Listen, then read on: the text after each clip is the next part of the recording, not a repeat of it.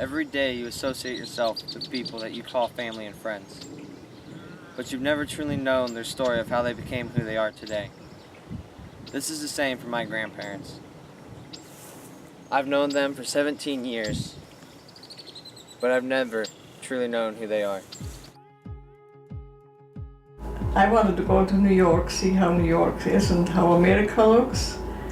And Otto, my husband, he went to Canada because he had a brother up there and he went to visit him. Otto and Frida came over for adventure and they met each other on the way over, and this is where the true story begins.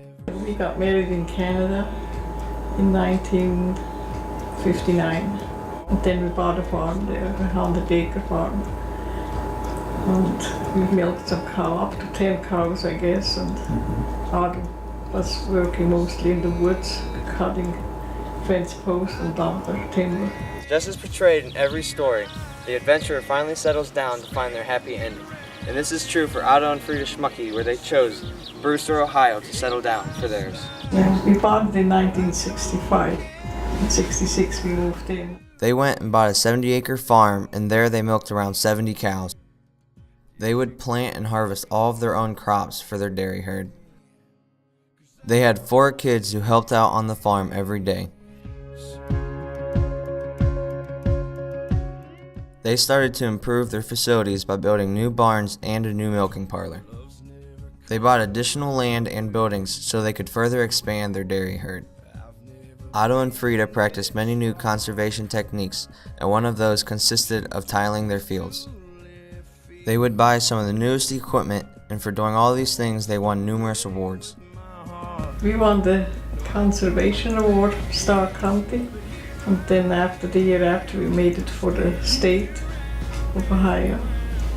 As their children grew older, they were able to help out on the farm more, and this allowed more free time for my grandparents, and with it, the longing for adventure, but this time for out west. Well, we went out west once for a few weeks. We got to Colorado and Utah, Wyoming, and then on the way home we visited friends in Wisconsin. Otto and Frida went back to Switzerland a few more times to go and visit family and friends. But going back to Switzerland brought some hardships that they had to overcome. Several times we never could go together because one of us always had to stay home and milk the cows.